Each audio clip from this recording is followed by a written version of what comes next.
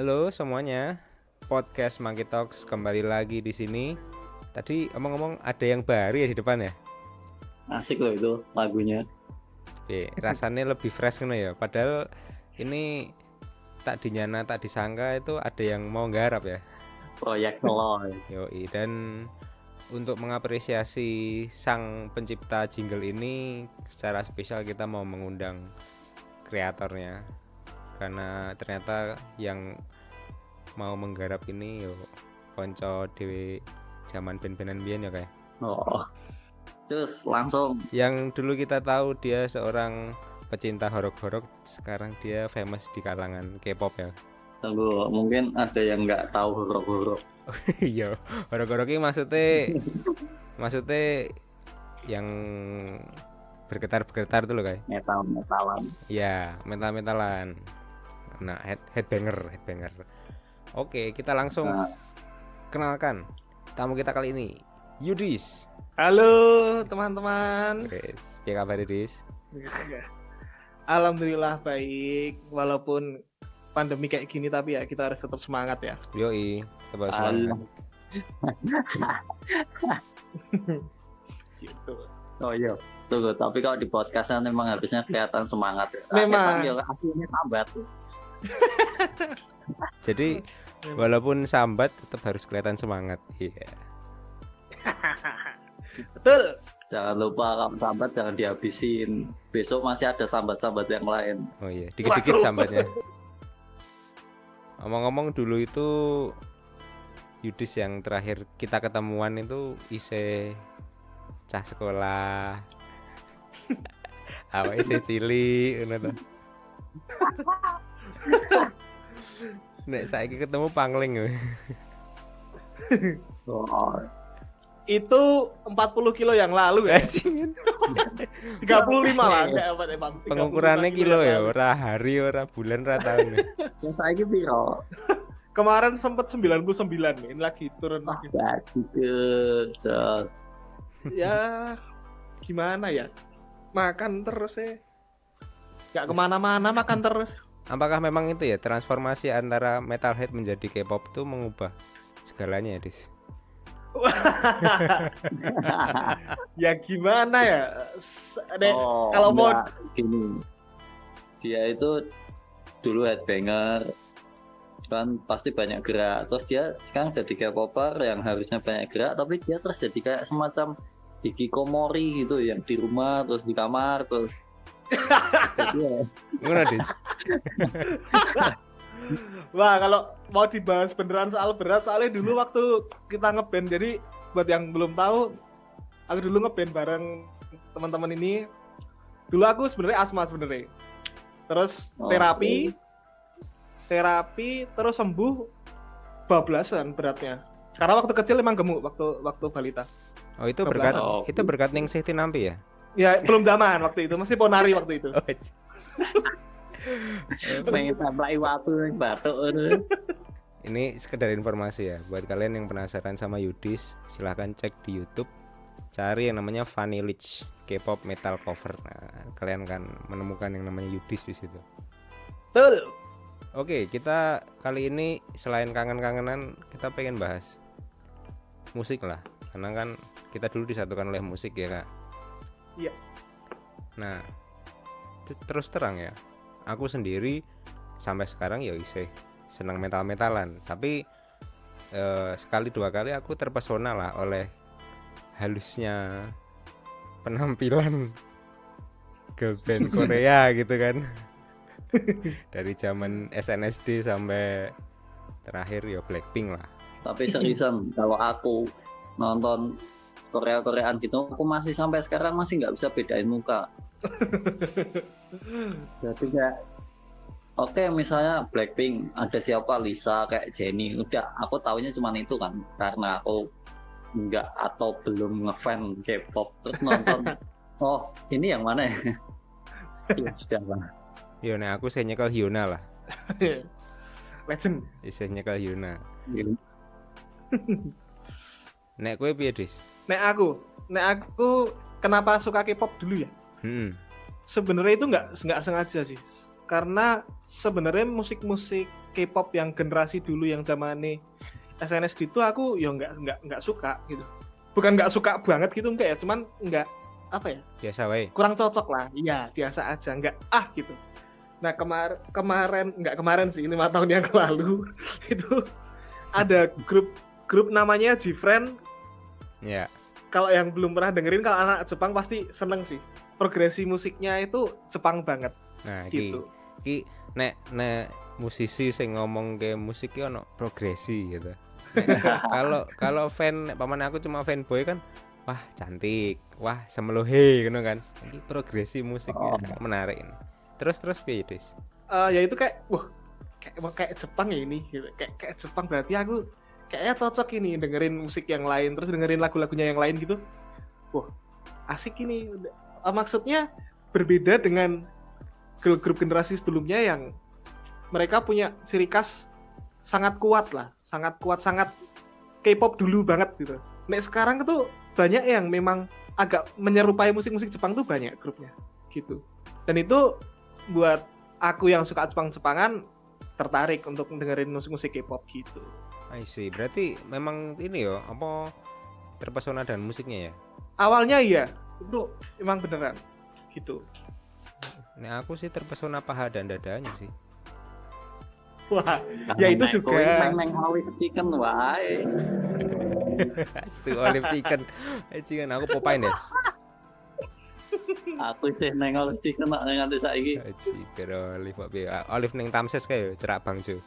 Tuh, kamu jangan meremehkan olive. Olive itu penyelamat banyak mahasiswa di Jogja. Betul sekali. Iki ketok arep dadekke thread wae yo. Kita review ayam goreng terbaik di Jogja, kita seru ya. Duh, nek terbaik mungkin dia kalah tuh. Tapi yang nempel di kepala dan jadi semacam apa ya? Mungkin nostalgia atau semacam sesuatu yang membuat mereka bertahan hidup ketika duit belum dikirim akhir bulan itu ya. Sik to. Lah, kok Yudis mengiyakan wong dhek gari mulih ning omah lho.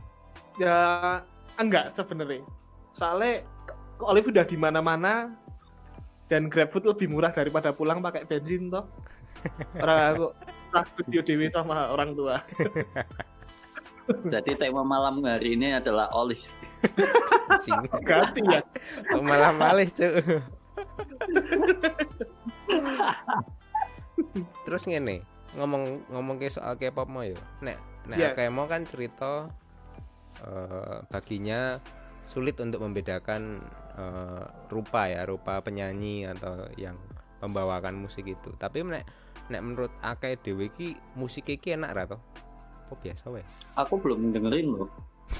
Karena aku maksudnya kalau yang kayak SNSD zaman-zaman dulu sih dengerin ya, cuman kok karena nggak pernah ngikutin dan selama ini juga dengerinnya metal-metalan, dan kan baru beberapa hari kemarin Blackpink ngeluarin single baru kan, Iya.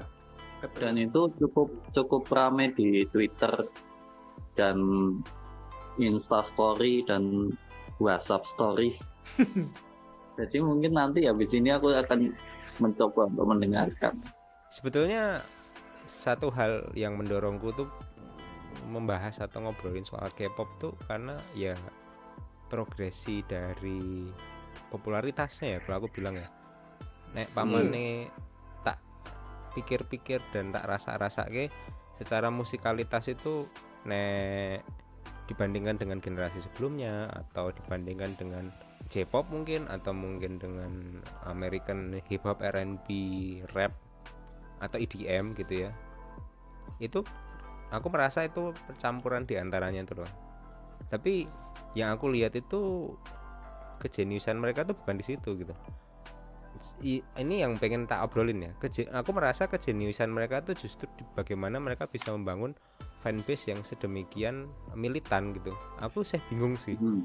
Apa nih ini? Nek JKT sebagai perbandingan ya. Ya. 48 itu bisa JKT48 atau AKB48. Ya mereka juga membangun militansi yang cukup kuat dan cukup keras ya, karena mereka menganggap OC-nya itu, nah aku membandingkan itu seperti Goddess ya, Dewi. Jadi udah selevel Tuhan lah dalam tanda kutip. Itu Halah. ya itu kalau dalam konteks 48 itu tak anggap anomali, karena itu hanya terjadi di situ gitu. Nek pamanen ning J-pop liyane iki ra kaya ngono. Tidak ada nggak ada bandingannya lah. Itu cuma terjadi di situ tok. Sementara yang terjadi di K-pop itu bisa terjadi di industri seperti yang kita lihat BTS misalnya, apa namanya Blackpink misalnya, atau G-Dragon ini ning gitu nganti lali Big Bang. Nah jadi aku takon Yudi sih, kamu melihatnya gimana sih dengan militansi kayak gini tuh? Menurutmu ki apakah itu pembuktian bahwa musik ini emang wangun, mereka emang showmanship atau penampilannya emang wow banget, atau secara personalitinya emang sangat keren, atau bagimu biasa aja? Nah aku lebih senang bahas soal ini sih, bagaimana mereka bisa popularitasnya tuh bisa sedemikian rupa gitu. Dari terjadi lonjakan lah kalau dari generasi yang sebelumnya. Itu tuh sebenarnya ada istilahnya itu namanya Korean Wave. Kalau di bahasa Korea nyebutnya Hallyu. Oke. Nah, jadi digambarkan sebuah ombak dari Korea yang langsung menyebar kemana-mana. Itu nggak cuma terjadi di K-pop musik tok. Jadi nggak di musik tok, tapi juga di film, tapi juga di webtoon itu apa namanya? Manga ya kalau di Jepang ya? Manhwa neng Korea. Manhwa. Kayak gitu. Itu tuh pada tahun berapa ya? Kalau zaman dulu kayak zamannya Full House itu. Winter jadi Sonata. film kayak Winter Sonata gitu. Aku juga nggak terlalu nonton banget sih. Cuman mereka tuh kayak gelombangnya tuh berbarengan gitu loh. K-popnya filmnya pada waktu yang sama, sehingga orang-orang negara lain juga jadi dengerin gitu loh, jadi tahu gitu. Dan kenapa mereka bisa kuat banget ininya, industrinya? Karena pemerintah pun juga mendukung mereka. Karena kalau misalnya di China itu kan istilahnya economic domination ya, yang kuat tuh ekonominya. Kalau di Korea itu kan industri ini ya hiburannya yang kuat. Jadi pemerintah juga nge-push gitu, bantu nge-push mereka, entah dengan bantuan seperti apa aku kurang tahu ya. Cuman kalau nggak salah sih kayak disubsidi atau apa gitu ya. Kayak bantuan langsung tunai gitu ya? Kayaknya enggak nih tunai, enggak sih. Kayaknya enggak nih tunai, enggak gitu. Embuh dalam bentuk utang atau apa aku nggak tahu. Cuman memang pemerintah pun juga mendukung banget industri hiburannya Korea gitu. Itulah yang membuat kenapa popularitasnya itu jadi sedemikian rupa kayak sekarang. Ini menarik loh. Aku beberapa hari yang lalu baca thread di Twitter yang soal ini. Kenapa K-pop bisa meledak? Dan ya benar kata Yudis, dari pemerintahnya sendiri mendukung. Dan dia bahas BTS. Dia bahas BTS. Kenapa BTS itu bisa segitunya? Memang dari sisi pemerintah sendiri memang mendukung. Dan BTS sendiri itu kalau entah BTS entah K-pop, dia itu bisa sampai mendukung GDP, Gross Domestic Product ya. Itu sampai 3%. Gila. Cuman dari sisi itu. Terus dari tadi Korean Wave itu, terus sisi marketing, dan dari apa sih namanya? Bukan pengelola, apa sih? Manajemen. Yes, manajemen. Dari manajemennya sendiri itu memang membranding bahwa mereka itu dekat sama artisnya. Kayak misalnya si artis sendiri itu dikasih kebebasan untuk nulis lagunya. Terus bahkan mereka sendiri bikin fanbase resmi gitu. Iya. Oke. Jadi emang benar-benar fans yang seluruh dunia itu kayak semacam dikelola gitu, Dimong lah. Yes.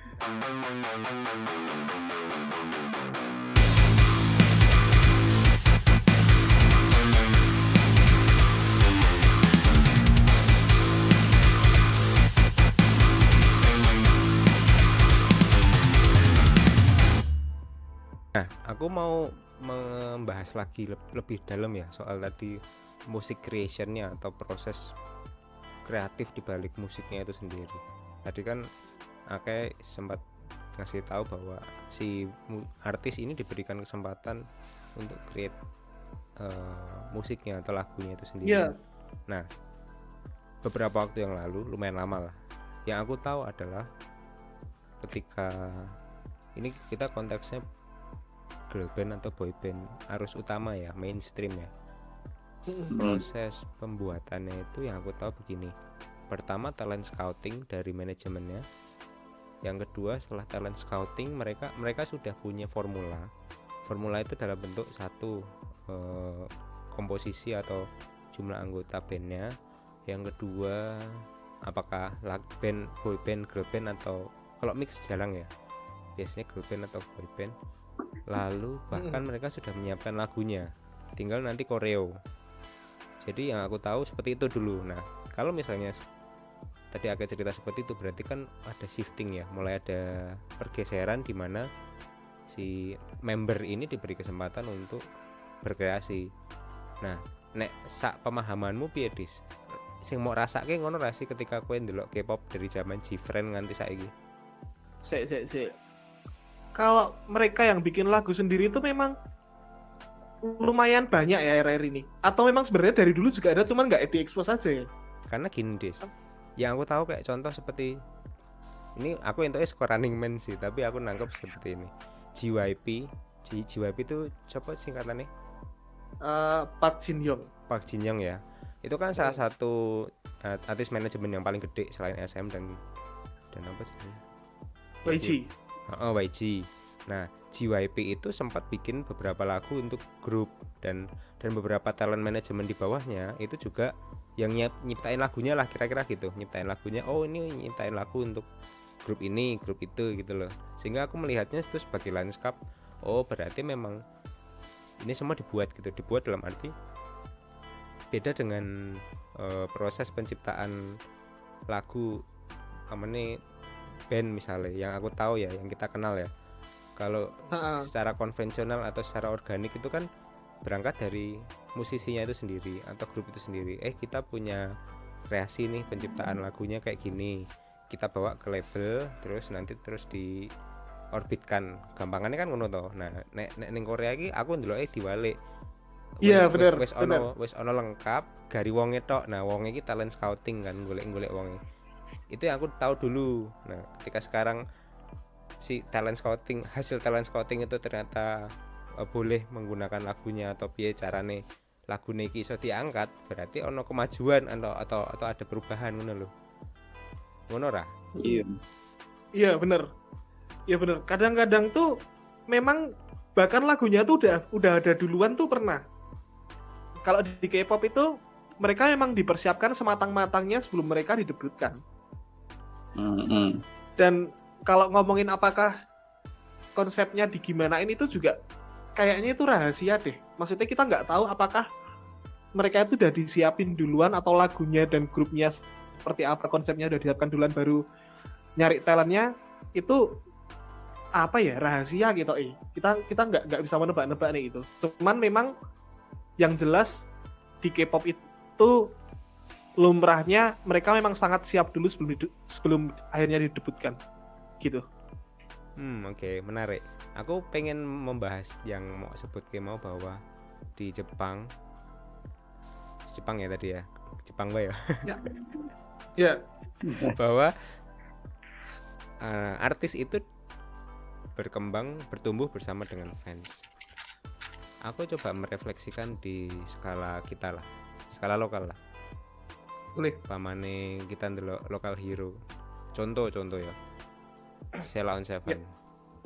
Ketika kita pertama kali mengenal Sheila on Seven itu mereka masih di bawah gitu. Dalam arti mereka masih dikenal di lingkup Jogja misalnya. Kemudian diterima di lingkup nasional, karirnya menanjak dan seterusnya. Dan ketika kita melihat pertumbuhan mereka, kita menjadi fans ya dari level yang paling basic, paling awal dalam karirnya mereka, itu kita merasa punya sense of belonging atau rasa memiliki yang sangat kuat gitu. bahkan tanpa adanya fanbase. Nanti kalau jadi fanbase itu bisa menjadi arena perdebatan yang lebih panjang. Mamane aku ki fans ke zaman deknen isih indie gitu, ke zaman apa jenenge demo tape ngono kan. Kowe mah wis kenale wis bentuk album ngono kan, kayak ngono. Ya ini betul-betul debatable ya. Apakah yang bertumbuh dari awal itu lebih baik atau yang sudah dipersiapkan itu lebih baik? Toh dua-duanya aku melihat diterima gitu loh.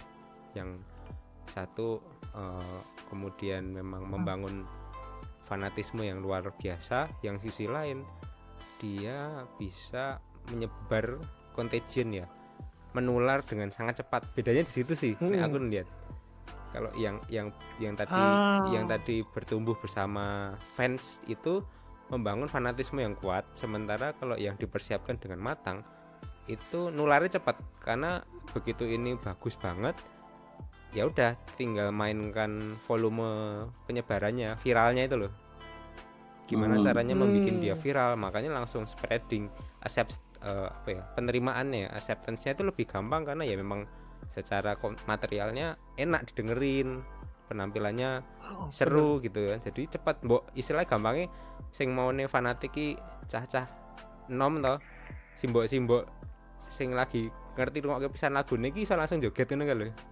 Bener ah? Bener juga sih, itu bener juga. Kalau ya bener ya. Kalau dari bawah tuh fansnya lebih kuat, bener juga sih. Ya tadi aku cuma melihat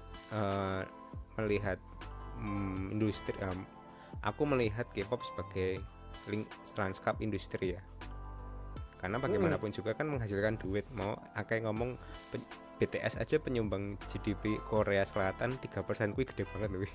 Edan banget. Itu bahkan ekstrimnya tuh mereka bisa menentukan arah ekonomi dalam tanda kutip ya. Kalau memang benar demikian ya, maka memang tidak bisa dipandang sebelah mata dari sisi volume fansnya ya, karena real misalnya memang 3% itu memang beneran mereka hasilkan bagi negara, yaitu real gitu loh.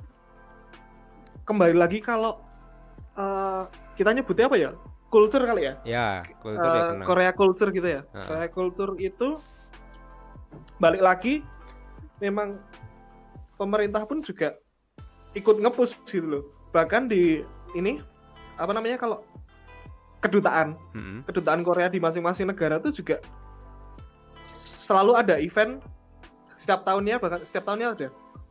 Kalau di Indonesia tuh namanya K-pop Festival itu yang bikin tuh bahkan kedutaan gitu. Jadi jadi biar Korea tuh diekspos terus gitu. Jadi apakah fashion dari Korea itu bisa mempengaruhi sebesar itu ya memang sebesar itu. Menarik. Aku seolah-olah aku menyederhanakan sesuatu yang gede ya sebenarnya, karena aku cuma melihat influence dari K-pop itu adalah dari sisi fashion gitu ya, fashion sama entertainment, tapi aku rasa itu terlalu dangkal ya, karena sebetulnya kalau misalnya itu bahkan masuk ke dalam rencana negara gitu ya, misalnya tadi Kementerian Luar Negeri ya melalui kedutaan besar segala macam, berarti isunya sebenarnya lebih gede lagi gitu. Iya sih, menurutku dengan support pemerintah yang sampai segitunya, berarti kan dari hilir itu memang udah kayak semacam satu arah gitu, sevisi ya. Bener. Dari artis dan manajemennya sendiri, mereka emang yang tadi itu sekali keluar itu udah terkonsep dan udah kelihatan perfect, jadi nggak perlu moles. Terus dari pemerintah sendiri juga support,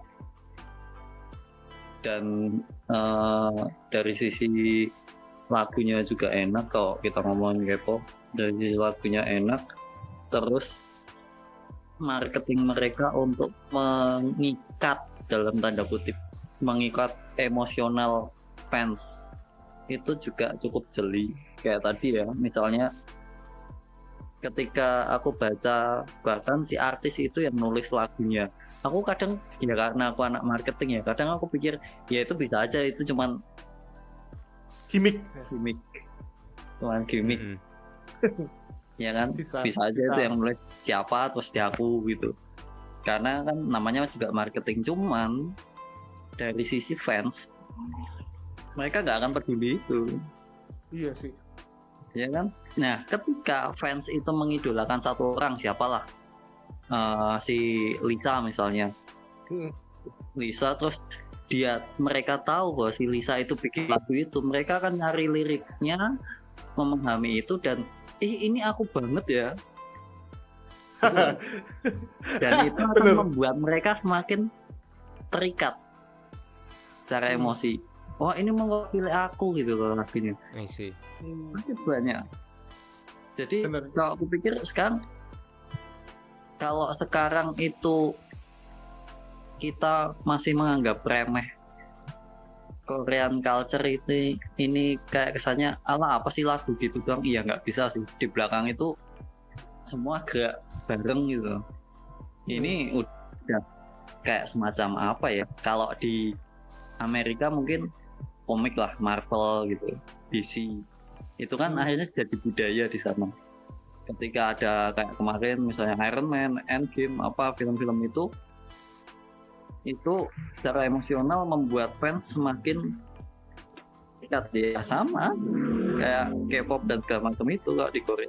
Aku pikir sih kayak gitu. Ya kalau dalam konteks ekonomi ya, ekonomi negara itu aku menyebutnya itu komoditas. Tapi Yes. Iya benar. sebelum kita membahas mengenai komoditas tadi, awakmu wes Ya. bukan menelaah lah, Kak.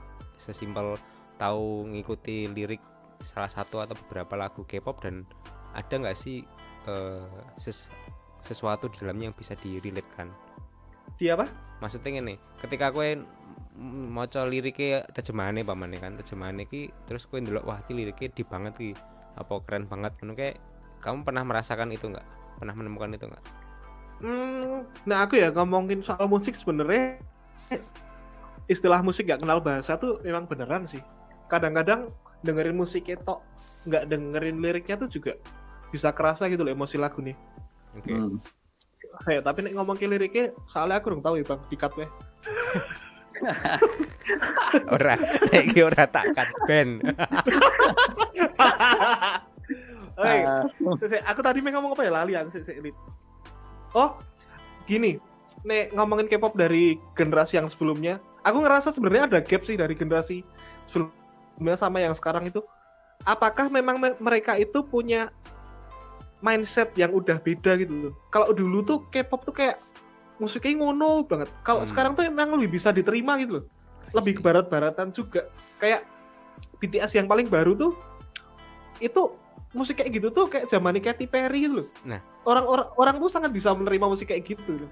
Oke. Jadi memang apakah mereka punya mindset yang sekarang udah berbeda untuk bisa membuat musiknya lebih diterima orang-orang secara luas gitu. Oke. Aku punya pertanyaan tentang itu. Kalau seandainya memang kreasi dari K-pop itu sekarang mengambil banyak influence ya, sehingga bisa diadu dengan American industry gitu ya, American music industry, levelnya udah selevel sama mereka segala macam. Sebetulnya apa sih yang membuat K-pop itu stand out dari sisi ini ya, dari sisi kreasinya ya? Kalau dari kacamataku sendiri, aku ngelihat kreasi K-pop dibandingkan dengan apa namanya American music label gitu ya, yang mainstream gitu ya, top 40-nya Billboard lah gitu. Yo meh podo ngono lho. Pamane aku nggak, ketika kita blind test dengerin musiknya tok ngono kan. Ya selain bahasa ya, bahasa udah pasti. Tapi secara ritme, secara patternnya, aku tuh menemukan banyak kesamaan gitu. Jadi kayak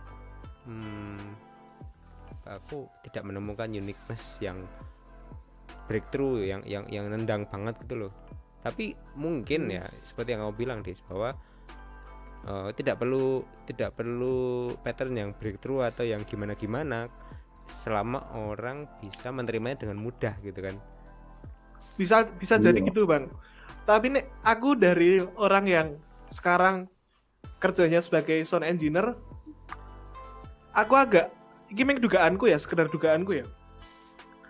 Kalau kenapa musik-musik yang dari Korea itu yang sekarang bisa dibilang agak ke barat-baratan gitu ya, agak ke barat-baratan itu bisa keterima karena jadi gini bang, di audio itu musiknya itu kadang kita bisa tahu musiknya ini dari daerah mana, bukan nggak dari langsung negaranya ya, tapi kita bisa tahu oh musiknya ini agak Jepang ini berarti agak Asia Timuran gitu loh. Oh ini musiknya agak barat-baratan. Kenapa bisa kayak gitu? Sebenarnya itu ada tren apa ya nyebutnya ya? Tren alat-alat yang mereka pakai. Oke. Nek, Oke. lebih detailnya lagi, bahkan kalau zaman dulu mungkin lebih kelihatan ya, listrik barat itu kan 110 toh. Tempat kita kan 220. Kalau India 240 apa ya? Ya. Bahkan listriknya itu juga mempengaruhi alat rekamnya mereka Ngono ya. sehingga menghasilkan sound yang berbeda. Jadi gini, nek kenapa kita bisa lebih menerima yang mana Indonesia juga salah satu mangsa pasarnya Korea gitu loh. Mungkin karena kita bisa menerima musiknya dan bungkusan audionya itu lebih kerasa keasiaannya. Tahu nggak? Dari bungkusan audionya itu lebih kita gitu, lebih dekat dengan kita itu, nggak lebih dekat dengan barat gitu. Menurutku Itu ada yang kemungkinan kayak gitu. itu yang kamu temukan ketika menggeluti ning sound engineering ku ya. Iya, bener. Tapi itu sekedar dugaanku sih yang mungkin banyak orang harusnya setuju sih yang menggeluti bidang audio juga. Terima kasih telah mendengarkan podcast Monkey Talks. Kalau kalian suka dengan podcast ini, share di Instagram dan ikuti terus podcast Monkey Talks di Spotify, Apple Podcast, dan juga di YouTube. Sampai jumpa di episode berikutnya.